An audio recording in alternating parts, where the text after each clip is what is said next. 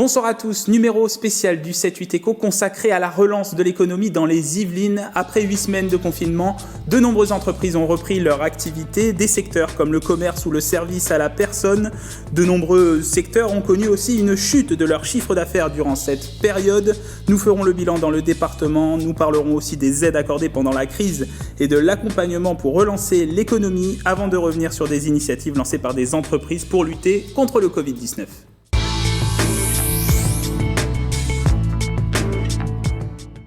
Deuxième pôle économique d'Île-de-France, Saint-Quentin en Yvelines attendait avec impatience la reprise de l'activité, avec près de 16 000 entreprises pour 145 000 emplois dans plusieurs secteurs. La relance économique sera très importante pour ce tissu. Pour en parler, nous sommes avec Anne Failly. Bonjour. Bonjour Nicolas. Vous êtes directrice générale au développement économique à Saint-Quentin en Yvelines. Quelques jours après le déconfinement, quel bilan faites-vous des 8 semaines de confinement et quel impact économique sur le territoire ?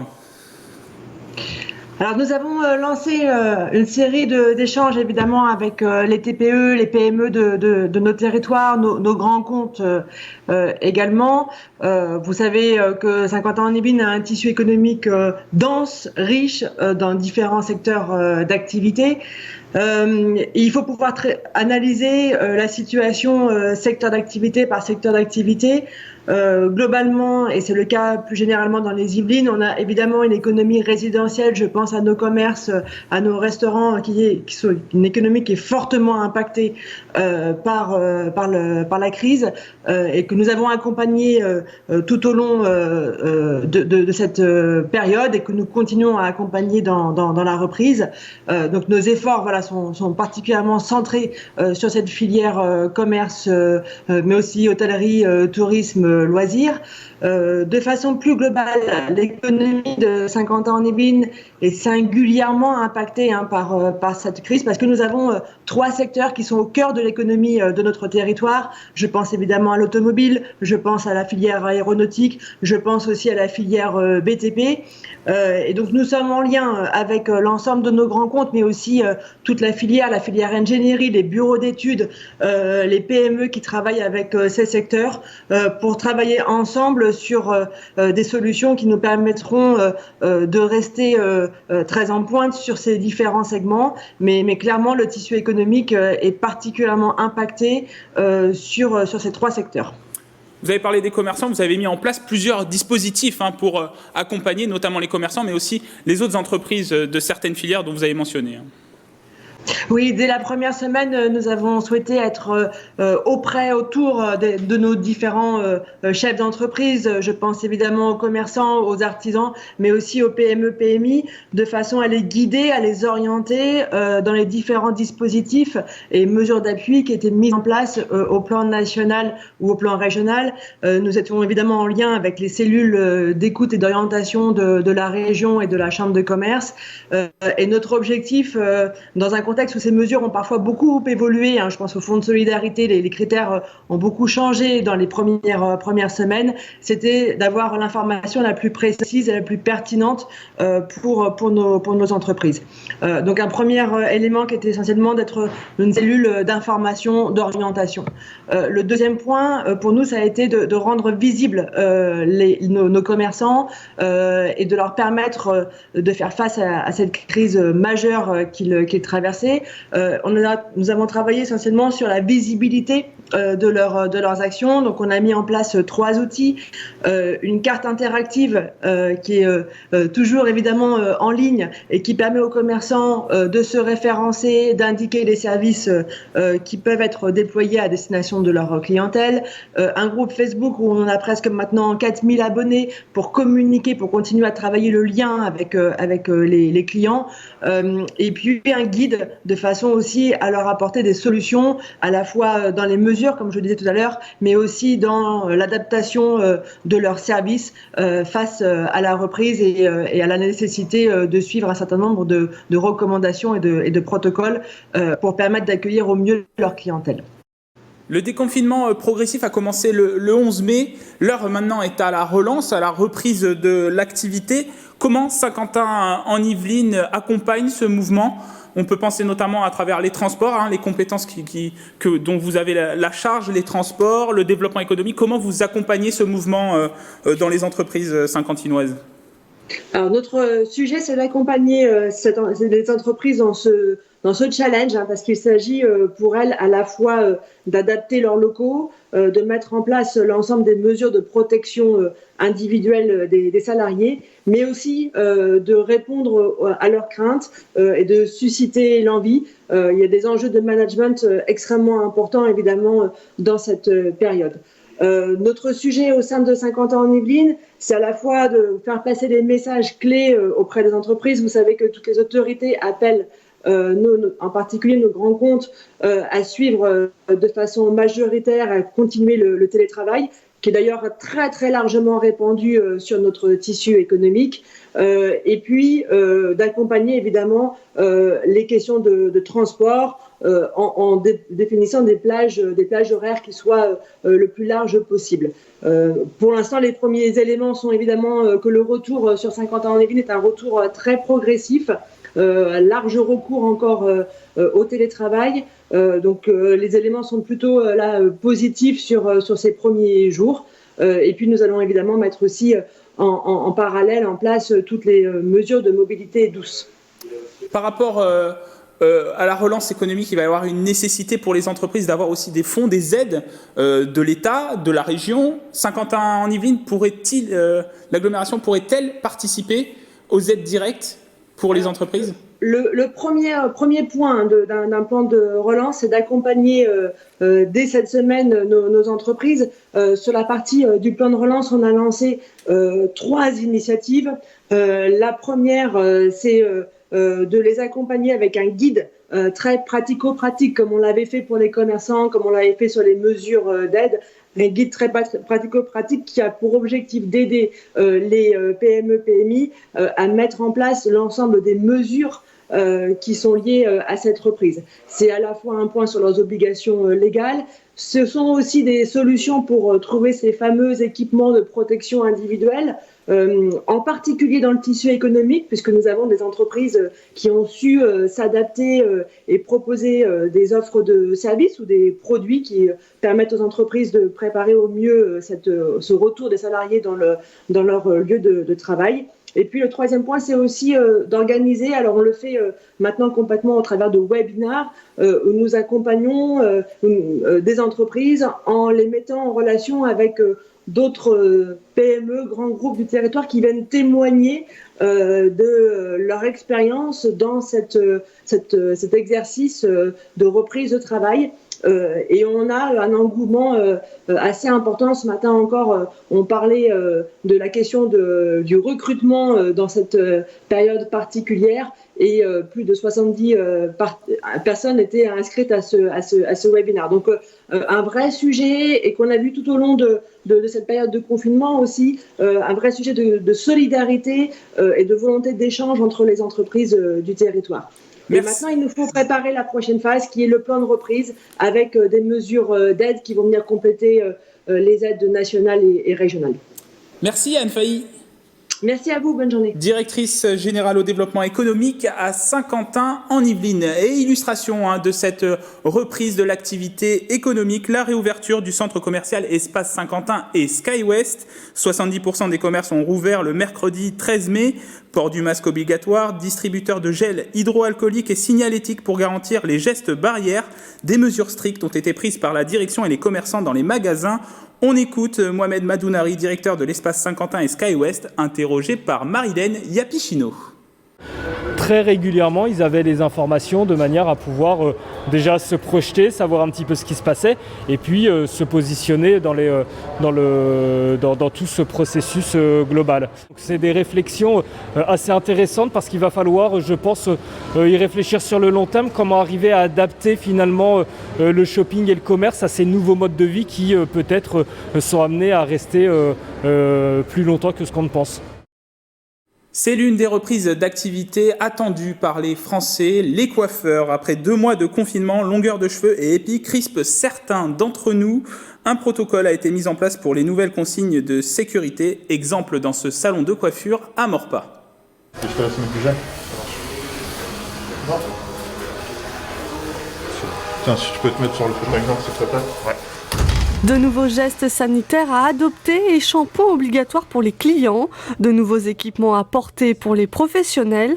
Dans ce salon de Maurepas, la reprise d'activité était fortement attendue. Les 4 coiffeurs étaient sur le pont dès l'ouverture. Toute la désinfection en fait. En général, on allait désinfecter l'essentiel, vraiment l'essentiel, donc les tondeuses, les sabots et autres. Mais là, voilà, on change de cap à chaque passage. Donc c'est des choses que voilà, on n'avait pas l'habitude de faire. Pour cette première heure de reprise, la clientèle est plutôt masculine et le rasage de près est de rigueur. J'en pouvais plus de ma coupe, j'avais les cheveux un peu longs, alors que d'habitude je viens toutes les 2 semaines ici. Du coup, on va dire que c'était un peu important de me sentir comme avant. Je viens ici parce qu'ils tressent, donc forcément, on ne trouve pas forcément partout des gens qui puissent tresser aussi facilement et faire les choses proprement en fait. Ça devenait vraiment critique sur mes cheveux. Il y avait vraiment beaucoup de temps cumulé sans coiffeur dû au confinement. Après 2 mois de confinement, ce salon accuse jusqu'à 40 000 € de perte de chiffre d'affaires. Ouvert depuis seulement octobre 2019, l'établissement a tout de même pu profiter d'un prêt de l'État. On n'a pas été abandonné. Il y a quand même eu quelques aides. On a réussi à faire un PGE, donc on s'en sort quand même bien. Et on est aussi passé par une plateforme donc pour faire de la vente de bons d'achat, ce qui nous a permis d'avoir un petit peu de trésorerie au fur et à mesure pour pouvoir payer les différentes charges qui se présentaient. Dès la première semaine, on a été agréablement surpris. On a eu plus de 1 000 € donc de bons d'achat donc sur la première semaine. 1 000 € sur un chiffre d'affaires important, peut-être que c'est rien, mais dans ce genre de situation, franchement, c'est vraiment conséquent. Le salon attend jusqu'à une vingtaine de clients par jour. Le carnet de rendez-vous est quasiment complet pour la semaine. Cette reprise d'activité avec le déconfinement, un bol d'air pour une partie du tissu économique yvelinois fortement impacté par les 8 semaines de confinement. De nombreuses entreprises ont bénéficié d'aides de l'État. Le point avec Gérard Bachelier, président de la Chambre de commerce et d'industrie des Yvelines. Il fait un bilan provisoire des conséquences de la crise du Covid-19 sur la situation économique dans le département. Dans notre département, l'activité a été moins touchée que pour le reste de l'Île-de-France, puisqu'on a eu une baisse d'activité d'à peu près 60%, alors que pour le reste de l'Île-de-France, ça a été 65%. C'est d'ailleurs le même constat pour le chômage partiel, puisque les demandes de chômage partiel concernent 45% des entreprises dans les Yvelines, alors que pour l'Île-de-France, cela concerne 62% des entreprises.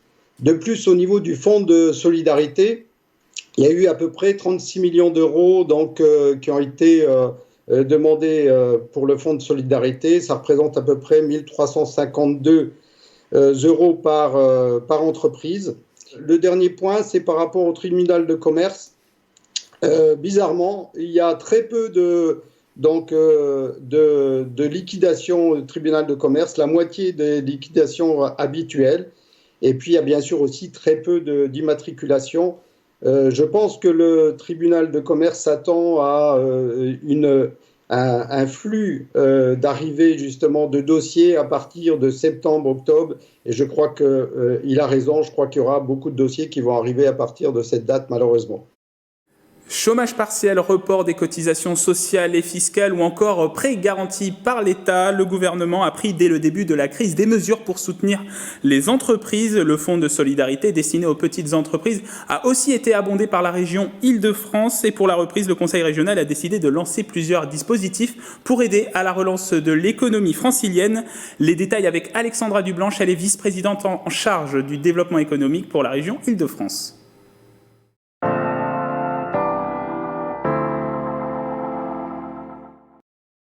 C'est un prêt donc effectivement à taux zéro entre 10 000 et 300 000 euros pour les entreprises jusqu'à 250 salariés. Il y a un différé de remboursement de 2 ans et ensuite on a 7 ans pour rembourser ce prêt.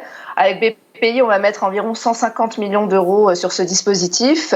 Il n'y a pas de caution non plus personnelle du dirigeant. Le but, c'est de pallier les manques de trésorerie, les besoins de trésorerie des entreprises, les besoins d'augmentation de BFR, de besoins en fonds de roulement, tout ce qui est investissement matériel et immatériel, et on veut être le plus réactif possible. Donc ce prêt, s'il est inférieur à 50 000 euros, il y aura une décision dans les 3-5 jours.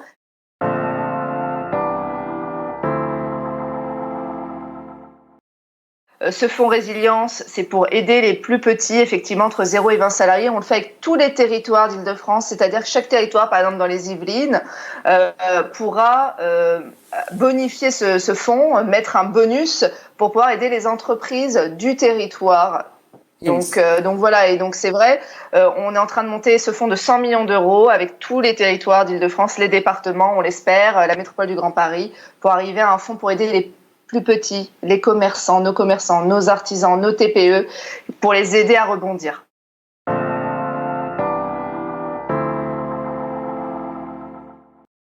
C'est pour les effectivement moins de 10 salariés ayant moins d'1 million d'euros de chiffre d'affaires et qui ont connu une baisse de chiffre d'affaires d'au moins 50% par rapport à l'année dernière. Donc il y a eu un volet 1 qui pouvait aller jusqu'à 1 500 euros et il y a un volet 2, il faut en parler puisque la région Île-de-France ne fait pas encore assez appel les entrepreneurs, les commerçants, et or c'est un fonds national. Le volet 2 qui peut effectivement aller jusqu'à 5 000 euros pour ceux qui ont bénéficié de la première vague. C'est un géant de la commercialisation d'espaces publicitaires et de la gestion du mobilier urbain. Le groupe JC2Co, implanté à Plaisir, n'a pas été épargné par la crise sanitaire du Covid-19. Diminution brutale de son activité à partir de mi-mars avec un chiffre d'affaires quasi nul. Au premier trimestre, le groupe a enregistré une baisse de 14% de son chiffre d'affaires. Des équipes ont assuré un service d'astreinte. JC2Co s'est aussi mobilisé en permettant un accès gratuit au personnel soignant à ses vélos en libre service. Avec la reprise, le groupe a relancé ses premières campagnes publicitaires à partir du 13 mai avec des règles sanitaires pour ses collaborateurs. Écoutez à ce sujet Christophe Bertrand, directeur régional de JC2Co. On a quelques annonceurs qui ont souhaité reprendre la parole très rapidement. Ça monte en puissance sur les prochaines semaines. On s'attend quand même à ce que cela se passe sur plusieurs mois, pas avant la fin d'année, pour revenir à un niveau qui était celui d'avant confinement. Mais on sent, et en tout cas on accompagne nos annonceurs et on essaie d'être inventif là aussi pour repenser avec eux les modes de communication dans l'espace public. Ce qui est sûr, c'est que la ville, elle n'existe pas sans commerce, sans activité économique. Il n'y a pas de vie sans ces acteurs-là. La rue reprend sa place, là ça se sent. On a mis en place autant de protocoles sanitaires que de métiers. Et il y a énormément de métiers dans notre entreprise. Donc chacun est formé avec les bons équipements de protection individuelle, avec les bons gestes, pour pouvoir réintervenir dans l'espace public, réafficher des campagnes à la fois municipales, des campagnes commerciales, remettre en état aussi des mobiliers.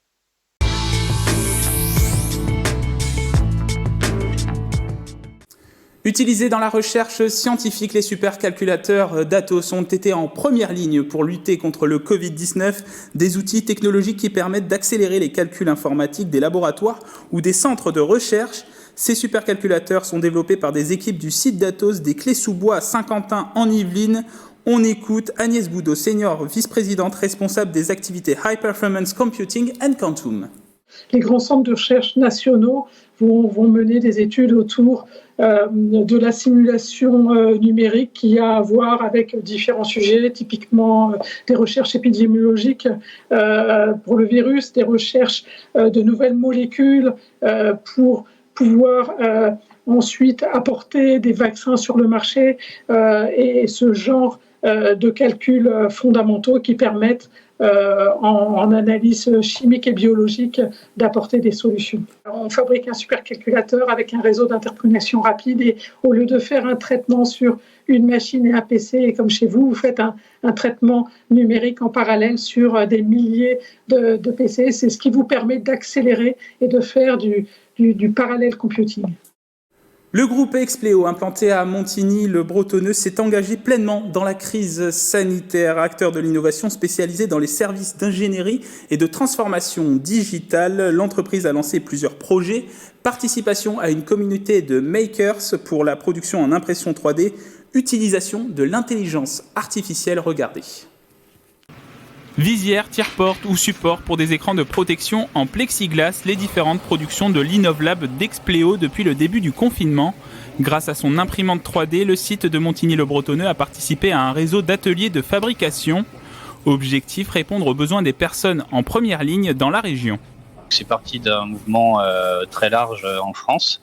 À partir de là, en fait, on a, au sein de l'InnovLab, comme on a une imprimante 3D, on a voulu participer. Donc, on s'est rapproché de notre direction en interne, auprès des collaborateurs qui justement sont restés en activité pour faire ces éléments pour aider. Autre projet, l'utilisation de l'intelligence artificielle pour étudier des mutations du Covid-19 dans plusieurs pays à partir de données publiques. L'idée, c'est de savoir est-ce qu'on peut, par exemple, associer une souche particulière avec la mortalité qui est observée dans les régions ou les pays dans lesquels elle sévit. Après, le second enjeu, c'est de déterminer si le virus a suffisamment muté pour qu'un vaccin universel ne soit pas suffisant. Donc pour le moment, c'est pas le cas, donc c'est plutôt rassurant. Répondre à cette crise sanitaire, synonyme d'innovation, des innovations au niveau technologique, mais aussi dans la manière d'innover, une activité entre les collaborateurs du groupe ouverte vers d'autres partenaires extérieurs. On a appris que l'on pouvait dépasser des processus et aller vite sur des choses qui ont du sens. On a appris que individuellement, les collaborateurs avaient plein de ressources, plein d'idées, plein de propositions, et qu'ils pouvaient, qu'on n'était pas les seuls tenants du savoir, et que c'est en échangeant, en étant beaucoup plus ouverts, que finalement les bonnes idées arrivent. Comme beaucoup d'entreprises, Expléo s'est aussi adapté au contexte. La majorité des salariés ont poursuivi leur activité en télétravail. Spécialiste des machines de production numérique, l'entreprise 4D Vision implantée à Guyancourt a vendu des imprimantes 3D et fourni des procédés techniques. Plusieurs clients comme l'Assistance publique hôpitaux de Paris ou encore Renault. Objectif, répondre aux besoins face à la crise du Covid-19. Regardez. Des imprimantes 3D pour produire des visières, des pièces pour les respirateurs ou encore des tire-portes pour 4D Vision, distributeur de ces technologies implantées à Guyancourt. La crise sanitaire n'a pas été de tout repos. L'entreprise a notamment fourni 60 machines à l'Assistance publique hôpitaux de Paris. Quand on voit à l'échelle de la PHP, c'est les 60 machines qui ont été disposées, c'est pas loin de 5000 pièces qui sortent par semaine en fait. Les techniciens de 4D Vision sont aussi intervenus au Technocentre Renault de Guyancourt, des ajustements techniques sur des imprimantes 3D déjà présentes sur le site industriel, des machines utilisées pour la production de visières et de pièces pour respirateurs. Avec le fabricant, on a fait un travail de fond pour essayer de trouver une solution et leur ouvrir, on va dire, la machine pendant la durée du Covid avec une licence matière qui serait capable de travailler avec ces matériaux assez spécifiques. Au-delà des visières, c'est toute la partie dispositif respirateur en fait, où justement on a un besoin d'avoir une biocompatibilité et avoir justement des matériaux qui puissent être stérilisables. La collaboration avec les groupes industriels du territoire, une activité habituelle pour 4D Vision. Dans le contexte de crise sanitaire, les échanges avec les clients étaient centrés autour du principe de solidarité. C'est une réorientation stratégique, une adaptation à la crise sanitaire. L'entreprise Deléage, implantée à Elancourt, a transformé son activité. Spécialisée dans l'événementiel, elle a décidé de lancer la production de mobilier destiné aux entreprises pour se protéger du virus. Un reportage sur des images de Patrick Jacques de Dixmude. 1000 présentoirs de gel hydroalcoolique fabriqués en 8 jours, voilà le bilan provisoire de la nouvelle stratégie de Deléage. Spécialisée dans la fabrication de mobilier d'événementiel, cette entreprise s'est réinventée. Des produits destinés à la préparation du déconfinement pour les entreprises, notamment avec ces écrans de protection en plexiglas pour les bureaux. Sur des grandes plaques en 3x2, on peut découper pas mal de poses avec des systèmes de pieds très très simples à utiliser qui protègent vraiment tous les bureaux, toutes les personnes dans des accueils, etc. Techniquement, il n'y a rien de nouveau. C'est juste des adaptations de forme pour pouvoir créer en fait des produits comme vous avez vu tout à l'heure. S'adapter aux besoins dans ce contexte de crise sanitaire, le choix opéré par la dirigeante de cette société, Virginie Deneville. Les premiers produits ont été pensés dès le début du confinement. Je me suis vraiment fait une réflexion sur les besoins qu'allaient avoir les gens en sortie de confinement. C'est un besoin physique et psychologique. Physique parce qu'il faut se battre contre un virus, mais psychologique parce que si vous voulez que les salariés, les collaborateurs soient dans un état serein pour reprendre leur travail, il faut leur montrer dans l'entreprise qu'on met tout en œuvre pour qu'il y ait zéro risque. Des cloisons de séparation entre les bureaux, des écrans de protection pour les restaurants ou les comptoirs d'accueil. Plusieurs gammes ont été conçues. Avec une 50aine de commandes programmées, la production a redémarré mi-avril. Je chaque gamme va me permettre de travailler soit aussi bien avec un appel d'offres public, une salle de conférence, un gros centre de conférence comme on le fait d'habitude, par exemple à l'OCDE ou des clients comme ça, ou du Sénat ou tout ça, que les commerçants ou le restaurateur du coin. Avec un tiers du chiffre d'affaires réalisé au mois de mars, cette nouvelle activité doit permettre d'amortir cette perte en attendant une reprise de l'activité habituelle dans le secteur de l'événementiel. C'est la fin de ce numéro. Merci de nous avoir suivis. Émission à revoir en replay sur notre site internet ou sur l'application mobile TV78. À bientôt sur notre antenne.